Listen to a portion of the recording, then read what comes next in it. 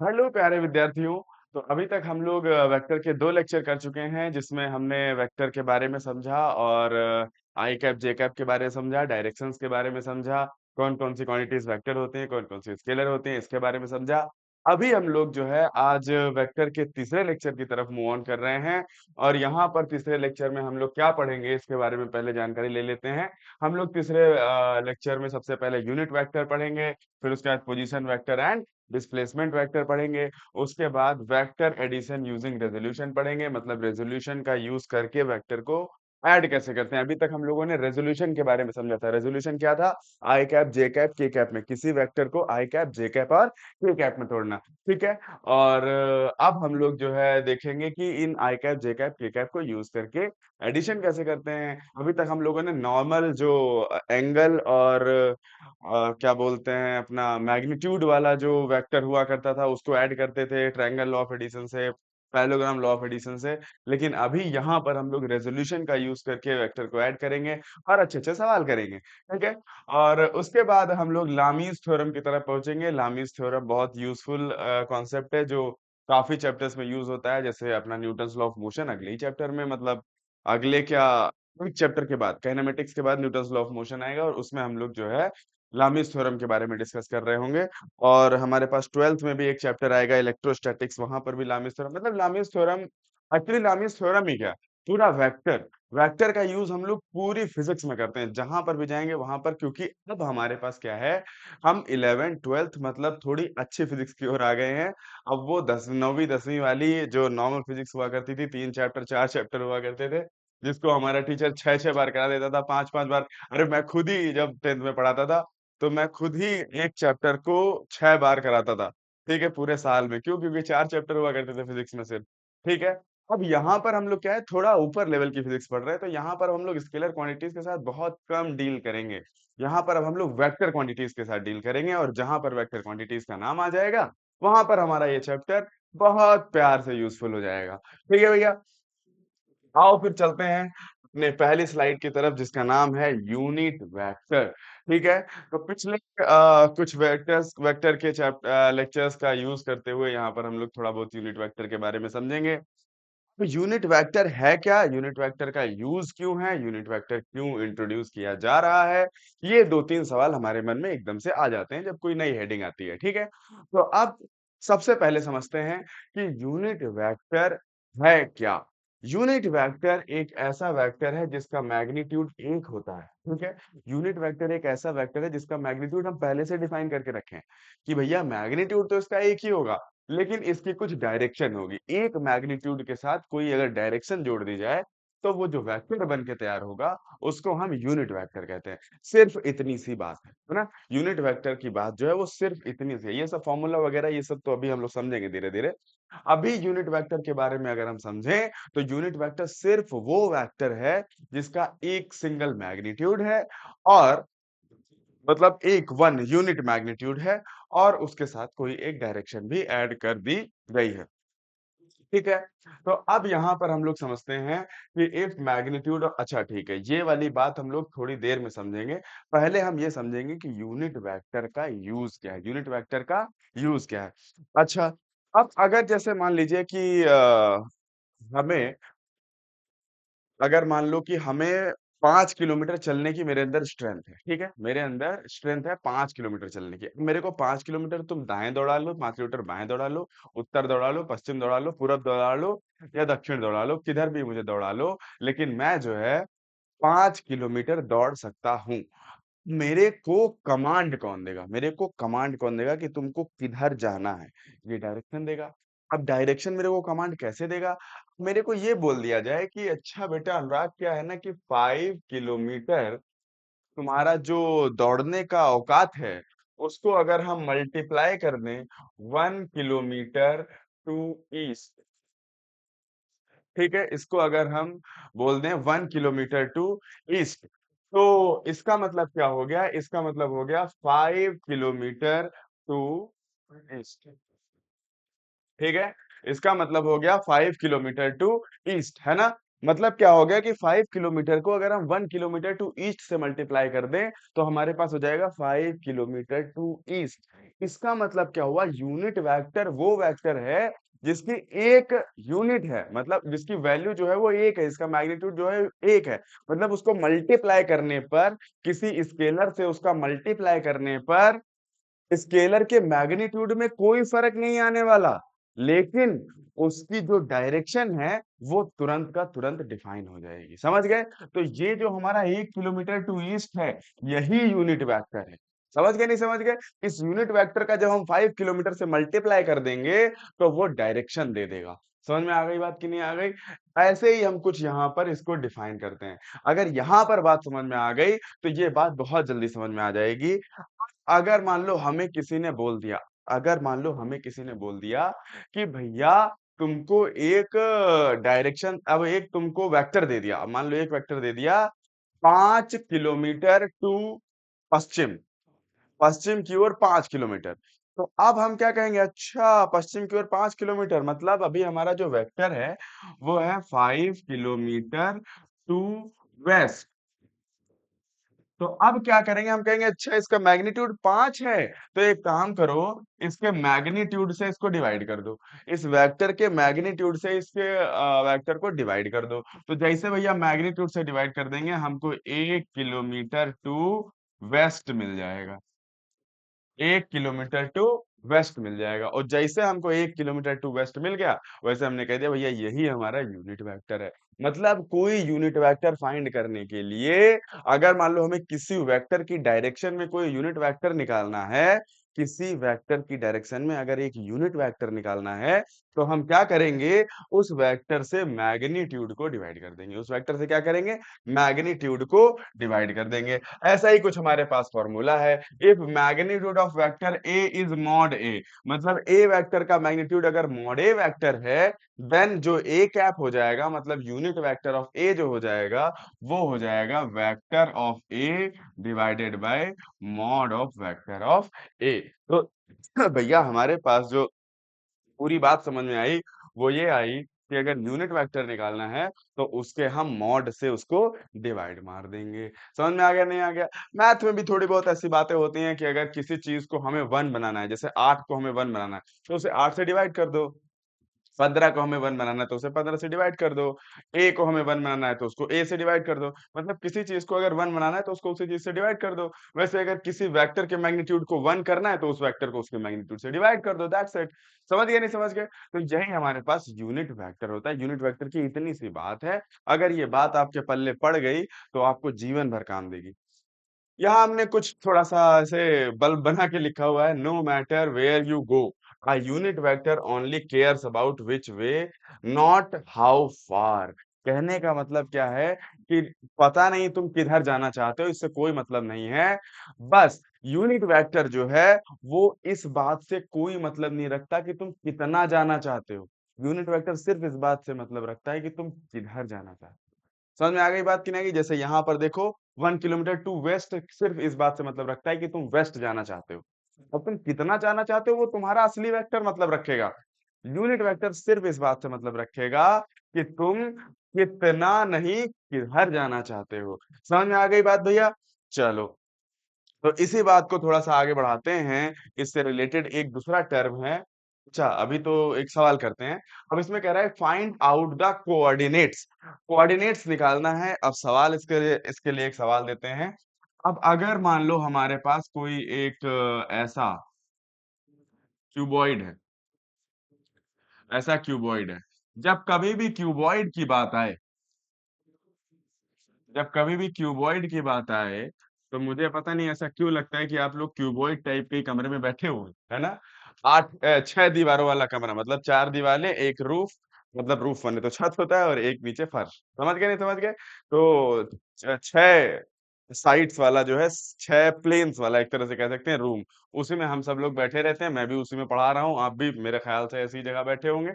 ठीक है? तो कभी भी अगर किसी क्यूबॉइड की बात आए तो हमेशा आप अपने कमरे की तरफ देखें। ठीक है? और फिर कमरे से आप चीजों को रिलेट करें। तो अब इसमें हमारे पास क्या है कि अगर इसका एक ये पॉइंट जिसको हम अगर ओरिजिन मान लें, और हम कहें कि भैया यहाँ से ये ये हमारे पास एक ऐसा कुछ है, और इसका अगर अपने को कोऑर्डिनेट बताना है, इसके अपने को कोऑर्डिनेट्स बताने हैं, ठीक है।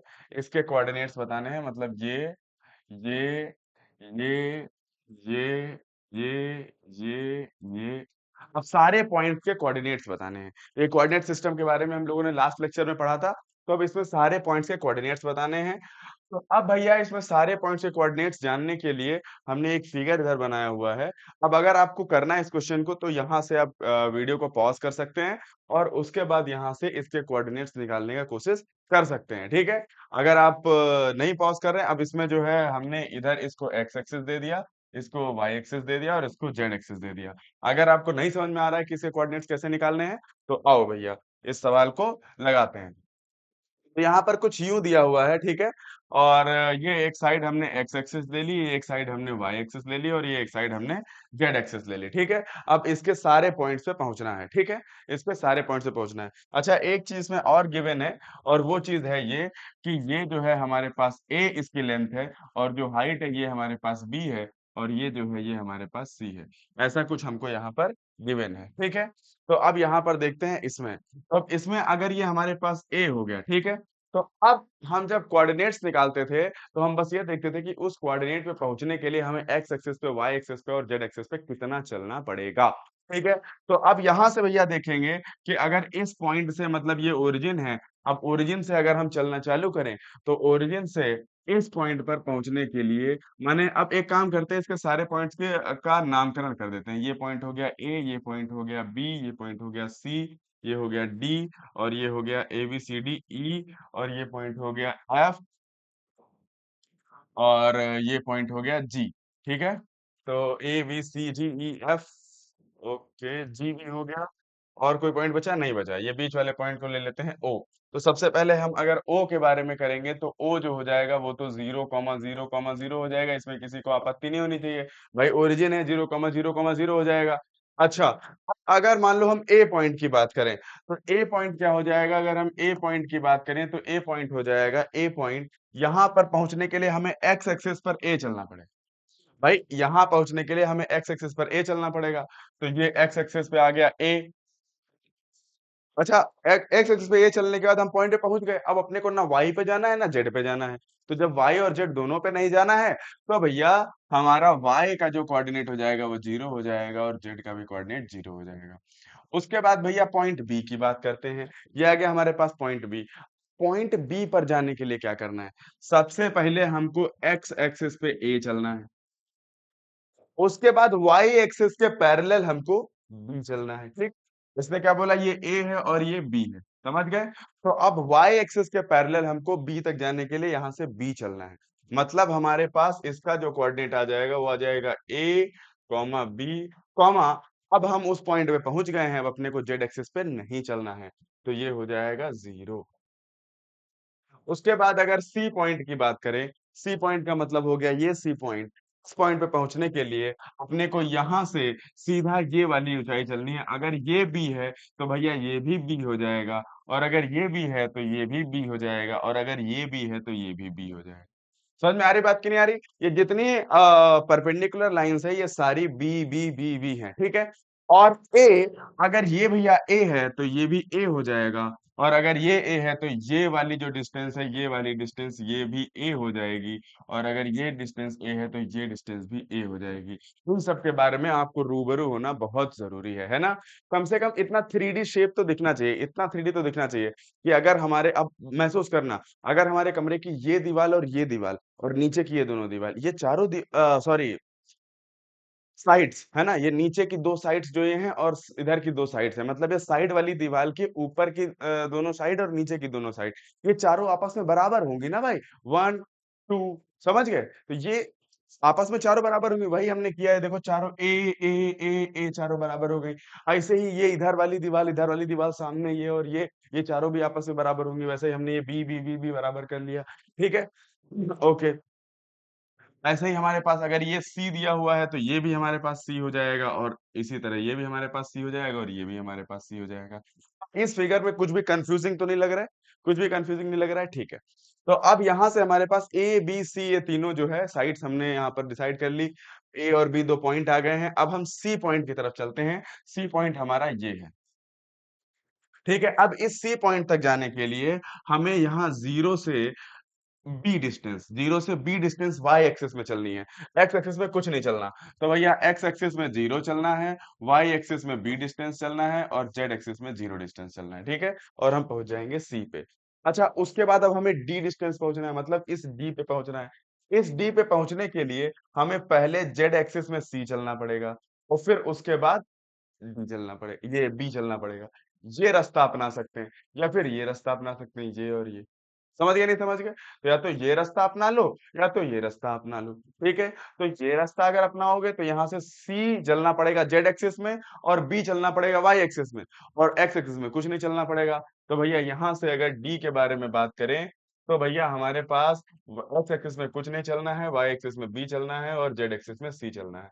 अब आ जाते हैं पॉइंट ई पे। अब आ जाते हैं भैया पॉइंट ई पे। ठीक है? तो अगर पॉइंट ई की बात करें, इस पॉइंट की बात करें तो यहाँ 0 से लेकर के इस पे सिर्फ जेड एक्सिस पे चलना है और जेड एक्सिस की डिस्टेंस है हमारे पास सी। ना एक्स पे कुछ चलना है ना वाई पे कुछ चलना है। तो भैया ई पे आ जाएगा हमारे पास 0,0,सी। समझ गए? अब उसके बाद एफ पॉइंट की बात करते हैं। तो भैया एफ पॉइंट क्या है? एफ पॉइंट हमारे पास ये है। एफ पॉइंट हमारे पास ये है। ठीक है? तो यहाँ से पहले हम ये ए चलेंगे और फिर सी चलेंगे। ठीक है? तो चाहे हम इस ए के बाद सी चल लें या फिर हम इस सी के बाद ए चल लें। दो रास्ते हैं हमारे पास। एक रास्ता ये है ये जाने का और एक रास्ता ये है जाने का। अगर इस रास्ते से चलते हैं तो एक्स एक्सिस पे ए चलना पड़ेगा, जेड एक्सिस पे सी चलना पड़ेगा और वाई एक्सिस पे कुछ नहीं चलना पड़ेगा। भैया एक्स एक्सिस पे ए चलना पड़ेगा और वाई एक्सिस पे जेड एक्सिस पे सी चलना पड़ेगा। ठीक है? तो भैया एक्स एक्सिस पे ए चल लो और जेड एक्सिस पे सी चल लो और वाई एक्सिस पे कुछ नहीं चलना। तो ये ए कॉमा जीरो कॉमा सी हो गया। अच्छा, उसके बाद अब एफ के बाद ई एफ जी, जी पॉइंट यानी कि इस पॉइंट की अगर बात करें भैया ये जी पॉइंट, अब यही सबसे ज्यादा गेम वाला पॉइंट है। यहाँ का रास्ता बहुत लंबा है। ठीक है? तो अब भैया इस पॉइंट पे अगर पहुंचना है तो पहले इस रास्ते पे जाएंगे यहाँ। ठीक? पहले इस रास्ते पे जाएंगे तो ये ए हो गया।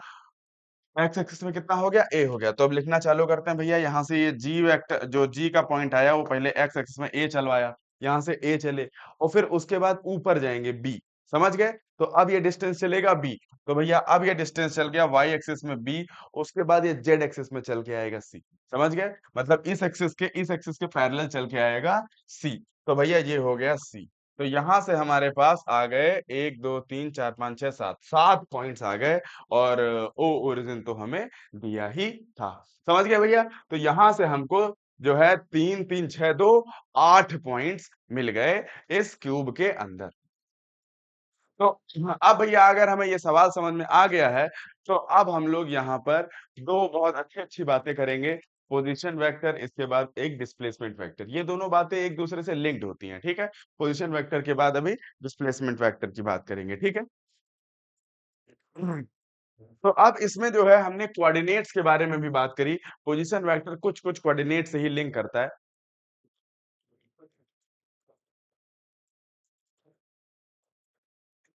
पोजीशन वेक्टर का मतलब भैया होता है कि ये किसी पॉइंट की पोजीशन को इंडिकेट करता है। अगर कमरे में रखी किसी भी जगह की पोजीशन बतानी है तो आपको पोजीशन वेक्टर के बारे में बात करनी पड़ेगी।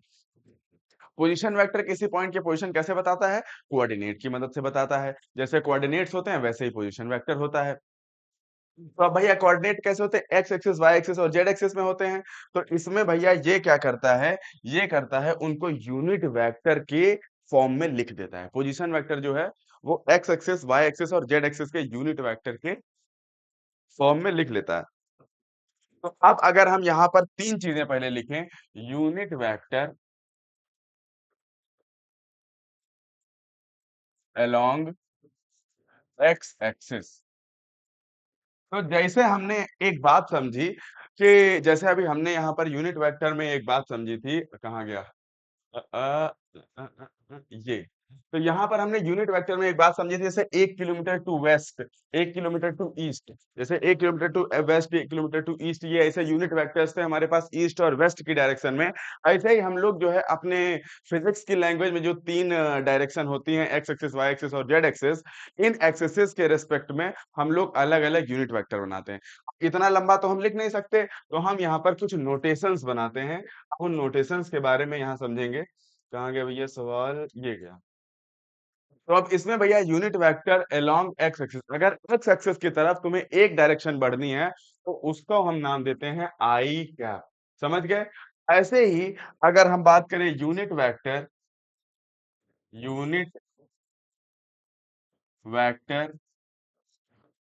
अलोंग वाई एक्सिस, तो ये हो जाता है जे कैप। ऐसे ही अगर हम बात करें unit vector along Z axis, तो ये हो जाता है के कैप। ठीक भैया? तो यहां से हमको ये बात पता चली कि तीन यूनिट वेक्टर हो सकते हैं यहाँ पर हमारे पास कोऑर्डिनेट सिस्टम में। तीन यूनिट वेक्टर होते हैं, एक आई कैप होता है, एक जे कैप होता है और एक के कैप होता है। ठीक है? आई कैप एक्स एक्सिस की डायरेक्शन को दर्शाता है, जे कैप वाई एक्सिस की डायरेक्शन को दर्शाता है और के कैप जो है वो जेड एक्सिस की डायरेक्शन को दर्शाता है। अब अगर मान लो हमें कोई एक्स वाई जेड कोई एक पॉइंट मिल गया, जैसे अगर हमको मान लो कोई एक पॉइंट मिल गया ए कॉमा बी कॉमा सी, अगर हमें एक ऐसा कोई पॉइंट मिल गया ए कॉमा बी कॉमा सी, तो हम इसको एज अ पोजीशन वेक्टर जो इसका लिख सकते हैं, वो पोजीशन वेक्टर हम कह देंगे ए आई कैप। मतलब आई कैप में एक्स डायरेक्शन में ए चलो, और प्लस बी जे कैप मतलब वाई डायरेक्शन में जे चलो, और प्लस सी के कैप मतलब के डायरेक्शन में जेड एक्सिस की डायरेक्शन में सी चलो। समझ में आ गई बात कि नहीं आ गई? मतलब इसका जो पोजीशन वेक्टर आ जाएगा वो आ जाएगा A I cap plus B J cap plus C K cap. समझ में आ गई बात भैया, नहीं आ गई? तो यहां से हम पोजीशन वेक्टर के बारे में बात समझ सकते हैं। कोई भी अगर पॉइंट है उसका पोजीशन वेक्टर हमें बताना है, तो उसका कोऑर्डिनेट निकाल लो, एक्स एक्सिस की तरफ आई लिख दो, वाई एक्सिस की तरफ जे लिख दो और जेड एक्सिस की तरफ के लिख दो। तो यहां से हमको पता चल जाता है कि ये इसका पोजीशन वेक्टर है।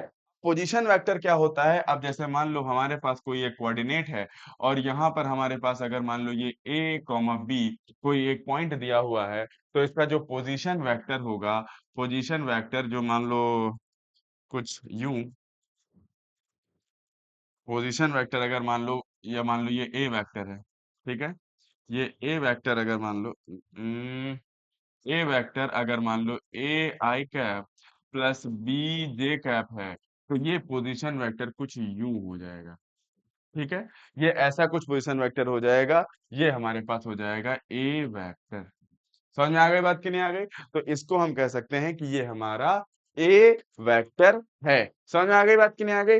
अब जैसे हम लोग अभी कुछ देर पहले यूनिट वेक्टर समझ रहे थे, तो अगर कभी हम पोजीशन वेक्टर का यूनिट वेक्टर निकालें, तो हम हमेशा क्या करेंगे? हम हमेशा यहाँ पर कह देंगे, ये मैं एडिशनल इंफॉर्मेशन दे रहा हूँ इसमें, ए कैप इज इक्वल टू क्या हो जाएगा? ए वेक्टर अपॉन मॉड ए। ठीक है? अब जैसे मान लो हम ये देखेंगे कि इसकी पूरी जो डिस्टेंस है, ये हो जाएगी under root A square plus B square. Pythagoras theorem से देखो, तो भैया यहाँ से हमारे पास ये जो इसकी डिस्टेंस आएगी, ये इधर ए है और ये इधर बी है, सॉरी ये इधर ए है और ये इधर बी है, तो इसकी जो डिस्टेंस आएगी वो आ जाएगी under root A square plus B square. तो अगर इस पूरी लेंथ को, इस पूरे ए वेक्टर को उठा के हम under root of a square plus B square से डिवाइड मार दें, अगर इस पूरे वेक्टर को उठा के हम under root A square plus B square से डिवाइड मार दें, तो अब जो हमारे पास नया वेक्टर मिलेगा उसकी डायरेक्शन चेंज नहीं होगी, उसकी डायरेक्शन भैया यही रहेगी, लेकिन अब वो एक यूनिट का हो जाएगा, मान लो कुछ इतनी एक यूनिट का हो जाएगा। समझ में आ गया कि नहीं आ गया? तो अब जो यहाँ से नया वेक्टर आएगा वो सिर्फ ये बताएगा कि ए वेक्टर की डायरेक्शन क्या थी। अब वो ये नहीं बताएगा कि ए वेक्टर का मैग्नीट्यूड क्या था, वो सिर्फ इतना बताएगा ए वेक्टर की डायरेक्शन भैया ये थी, मैं उसका यूनिट वेक्टर हूं, मैं तुमको सिर्फ इतना बता सकता हूं कि ये इधर तरफ इसकी डायरेक्शन थी, इसकी डायरेक्शन जो थी वो इधर तरफ थी। ठीक है? अगर ये बात नहीं भी बहुत समझ में आई है तो कोई बात नहीं, आपको ये बात समझ में आनी चाहिए जो टॉपिक चल रहा है। ठीक है? तो यहां से हमें बात समझ में आई कि पोजीशन वेक्टर क्या होता है। ठीक है? हाँ तो भाई समझ में आया यहाँ पर। अब हम जो है बात करेंगे डिस्प्लेसमेंट वेक्टर के बारे में। ठीक है, तो अगर अब हमें पोजीशन वेक्टर के बारे में समझ में आ गया है, तो अब हम डिस्प्लेसमेंट वेक्टर के बारे में भी समझ सकते हैं बहुत आसानी से। तो यहाँ पर भैया बात करेंगे हम डिस्प्लेसमेंट वेक्टर के बारे में।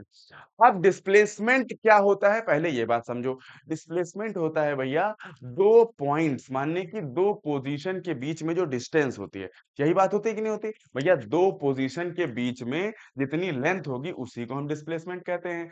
तो यहाँ वहां से जो बात ये निकल के आई कि दो पोजीशन के बीच में डिस्टेंस, ऐसे ही डिस्प्लेसमेंट वेक्टर जो होता है वो दो पोजीशन वेक्टर्स के बीच में जो डिस्प्लेसमेंट आएगा। अब देखो इस बात को कैसे समझेंगे। अब अगर मान लो हमारे पास एक वेक्टर कुछ ये है और एक वेक्टर कुछ ये है, इसका पोजीशन वेक्टर अगर मान लो ये है और इसका पोजीशन वेक्टर अगर मान लो ये है। अब इन दोनों का हमें पोजीशन वेक्टर मिल गया। डिस्प्लेसमेंट वेक्टर अगर मान लो ये हमारे पास पॉइंट ए है और ये हमारे पास पॉइंट बी है, ये हमारे पास ए वेक्टर है और ये हमारे पास बी वेक्टर है, तो डिस्प्लेसमेंट वेक्टर जो होगा वो कुछ यूं हो जाएगा भैया, ए बी वेक्टर। भाई इन दोनों के बीच की डिस्टेंस ही डिस्प्लेसमेंट वेक्टर होती है। तो भैया ए वेक्टर और बी वेक्टर के बीच में जो डिस्टेंस आ गई, इसी को हम कह देंगे डिस्प्लेसमेंट वेक्टर हो गया। तो ए और बी के बीच में ए बी वेक्टर हो गया। ठीक है, इसमें तो कोई भैया आपत्ति, कोई समस्या, कोई परेशानी है नहीं। अच्छा, तो अब ये ए बी वेक्टर को निकालें कैसे? ए बी वेक्टर को कैसे निकालें? तो अब इसको थोड़ा निकालने के लिए इस पूरे सेगमेंट को बाहर लेके आते हैं और फिर इसको वन बाय वन समझते हैं। अब अगर इसको हम समझें तो हमें कुछ यूं मिलेगा कि भैया ए वेक्टर जो है वो कुछ यूं है और बी वेक्टर जो है वो कुछ यूं है।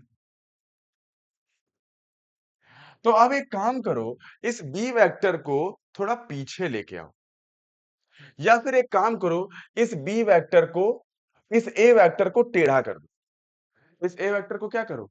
टेढ़ा कर दो। तो अब जब इस ए वेक्टर को टेढ़ा करोगे तो अपने पास ये कुछ यूं आ जाएगा और ये हो जाएगा माइनस ए वेक्टर। ठीक है, जैसे इसको उल्टा करो, टेढ़ा का मतलब उल्टा कर दो इसको, जैसे पलटोगे तो ये माइनस ए वेक्टर हो जाएगा, इधर जाओगे तो ये हमारे पास बी वेक्टर हो जाएगा। और जैसे हम इनके बीच की बात करेंगे, मान लो जैसे हम कहेंगे कि भैया अब इनका जो रिजल्टेंट वेक्टर होगा वो क्या होगा, तो वो आ जाएगा ये। और क्या हम इसी वेक्टर के बारे में बात कर रहे हैं? इसी को हम ए वेक्टर, ए बी वेक्टर बोल रहे हैं।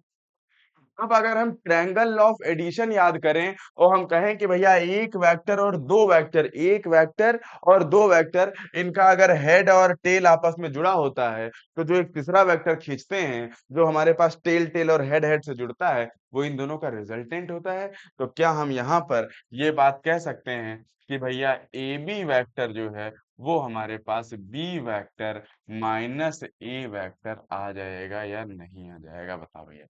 और इसी को हम कहते हैं डिस्प्लेसमेंट वेक्टर। ठीक है भैया, इसी को हम कहते हैं डिस्प्लेसमेंट वेक्टर। तो अब यहां से अगर हम इस ए बी वेक्टर को उठाएं और देखेंगे कैसे निकालेंगे, तो हम सीधा सीधा बी वेक्टर से ए वेक्टर को माइनस कर देंगे और हमारे पास यहाँ पर डिस्प्लेसमेंट वेक्टर निकल के आ जाएगा। तो ये बात समझ में आई? अगर नहीं आई तो थोड़ा सा इसमें हम लोग जो है थोड़ी सी बात और करते हैं कि अब अगर हम इसको थोड़ा प्रैक्टिकली देखें और एक सवाल से अगर इस बात को समझें, तो भैया आइए सवाल की तरफ चलते हैं, एक सवाल की तरफ। अब जैसे यहाँ पर अभी एक दो सवाल इसके चलते हैं। पहले हम क्या करते हैं, एक इस पे अपने मन का सवाल करा लेते हैं, है ना? डिस्प्लेसमेंट वेक्टर पे एक अपने मन का थोड़ा सा सवाल देखते हैं। अगर मान लो हमें किसी ने बोल दिया कि एक ए वेक्टर है, एक हमारे पास ए वेक्टर है और वो हमारे पास है मान लो कुछ, मान लो फोर का है, मतलब मान लो फोर उसका क्या बोलते हैं मैग्नीट्यूड है। ठीक है, और एक बी वेक्टर है, उसका जो मैग्नीट्यूड है वो भी फोर है, और ये दोनों एक दूसरे से 60 डिग्री पर है। ठीक है, ये दोनों एक दूसरे से कितने डिग्री पर है? 60 डिग्री पर है। तो अब अगर हम देखेंगे कि भैया ये हमारे पास एक ए वेक्टर हो गया और एक ये हमारे पास बी वेक्टर हो गया, और ये दोनों एक दूसरे से 60 डिग्री पर है। तो अब इनके बीच में जो डिस्प्लेसमेंट वेक्टर होगा वो क्या हो जाएगा? वो हमारे पास हो जाएगा ए बी वेक्टर। क्या हो जाएगा भैया, ए बी वेक्टर हो जाएगा। इनके बीच में अगर 60 डिग्री है तो इनके बीच में जो डिस्प्लेसमेंट वेक्टर हो जाएगा वो हमारे पास हो जाएगा ए बी वेक्टर। क्या हो जाएगा भैया, ए बी वेक्टर। ठीक है। अब हमसे ये कह रहा है कि अगर यहां से हम निकालें, तो यहां से अगर हम ज्योमेट्री से करने की कोशिश करें तो हमें एक चीज समझ में आएगी कि ये जो ए वेक्टर है ये 4 है और जो बी वेक्टर है ये भी 4 है। जो ए वेक्टर है ये 4 है और बी वेक्टर है ये भी 4 है, बीच में 60 डिग्री का एंगल है। तो दोनों अगर सेम है तो भैया मजबूरी में इसको और इसको 60 होना पड़ेगा और ए बी को भी 4 होना पड़ेगा। ये हमको ज्योमेट्री सिखाती है, नहीं सिखाती है भैया? क्योंकि अगर हमारी दो साइड्स सेम हो गई और एक एंगल 60 डिग्री का हो गया तो इसको इक्विलेटरल ट्रायंगल बनने से दुनिया की कोई ताकत रोक नहीं पाएगी। समझ में आ गई भैया बात की नहीं आ गई? तो अब अगर इसको दुनिया की कोई ताकत रोक नहीं पाएगी इक्विलेटरल ट्रायंगल बनने से, तो ए बी वेक्टर जो है वो हमारे पास 4 आ जाएगा बिना किसी नुकसान के। तो जब हमारे पास ए बी वेक्टर यहाँ पर 4 आ गया तो अब हम क्या कहेंगे, अब हम कहेंगे कि भैया इसका बी वेक्टर माइनस ए वेक्टर निकालो। क्योंकि अब हम जो है अपनी जो हमने अभी यहाँ पर मनगढ़ंत लगाई है इसके पहले कि ए बी वेक्टर जो होता है वो बी वेक्टर माइनस ए वेक्टर होता है, उसके दरमियान हम कुछ करने की कोशिश करते हैं। तो यहाँ भैया अंडर रूट लगाते हैं और हम कहेंगे ए वेक्टर का स्क्वायर मॉड ए वेक्टर का square plus mod b vector का स्क्वायर -2 मॉड ए वेक्टर मॉड बी वेक्टर, और ये आ जाएगा cos 60, है ना, बीच में एंगल 60 डिग्री का। तो अगर अपने को इतनी सी बात पता है तो यहाँ से भैया अपन अंडर रूट लगा सकते हैं बड़े मजे में। और ए वेक्टर की वैल्यू मॉड ए की 4 है तो ये हो गया 4 square plus 4 square -2 × 4 × 4 × cos 60। cos 60 की वैल्यू क्या होती है भैया, cos 60 की वैल्यू हमारे शास्त्रों में, त्रिकोणमिति के शास्त्रों में हमको 1/2 दी गई है। तो ये 2 से 2 कट गया और ये हो गया अंडर रूट 4 4 16 प्लस 4 4 16 माइनस 4 4 16। तो यहाँ से 16 16 कैंसिल आउट हो गया, ये अंडर रूट 16 हो गया और ये आ गया 4। तो क्या भैया यहाँ से भी 4 आ गई और ज्योमेट्री से भी 4 आ गई? तो क्या अपने को पता चल गया कि भैया डिस्प्लेसमेंट वेक्टर जो है वो इन दोनों ए और बी वेक्टर, दो पोजीशन वेक्टर्स का जो है क्या होता है भैया, क्या होता है, माइनस होता है, वेक्टर सब्सट्रैक्शन होता है। ठीक है भैया, क्या होता है, वेक्टर सब्सट्रैक्शन होता है। तो अब अगले एक सवाल पे आते हैं, find the unit vector of A vector is equals to 2 i cap plus 3 j cap plus के कैप। ये बड़ा आसान सा सवाल है। इसमें अगर हम ए कैप की बात करें, माने यूनिट वेक्टर की बात करें, तो यहाँ पर हम लोग बात करते हैं A cap is equals to होता है A vector upon mod of A vector. तो भैया यहाँ से अगर हम यूनिट वेक्टर की बात करें तो ये होता है A vector, A cap is equals to A vector upon mod of A vector. ये क्या होता है भैया, हमारे पास यूनिट वेक्टर। तो अब इस यूनिट वेक्टर को अगर हमें निकालना है तो ये A cap is equals to, A vector को हम लिख सकते हैं 2 i cap plus 3 j cap plus के कैप। इसको हम लिख सकते हैं भैया 2 i cap plus 3 j cap plus के कैप। और मॉड ऑफ ए वेक्टर, माने मॉड ऑफ ए वेक्टर का मतलब होता है अंडर रूट आई कैप के मल्टीप्लाई में जो है उसका स्क्वायर, जे कैप के मल्टीप्लाई में जो है उसका स्क्वायर, के कैप के मल्टीप्लाई में जो है उसका स्क्वायर, सबका स्क्वायर कर देंगे तो ये हो जाएगा 2 square plus 3 square plus 1 square. तो ये हो जाएगा 2 i cap plus 3 j cap plus के कैप अपॉन 2 दूना 4 3 तिरिका 9 और एक कितना हो जाएगा, 9 4 13 1 14। तो ये हो जाएगा अंडर रूट का 14। अब इस अंडर रूट के 14 को सबके डिवाइड में झेल दो तो ये आ जाएगा 2 divide by under root 14 i cap plus 3 divide by under root 14 j cap plus 1 divide by under root 14 k cap. तो ये भैया हमारे पास आ गया यूनिट वेक्टर। तो भैया यहाँ से हमारे पास इस सवाल का जो जवाब आ गया वो आ गया ये यूनिट वेक्टर।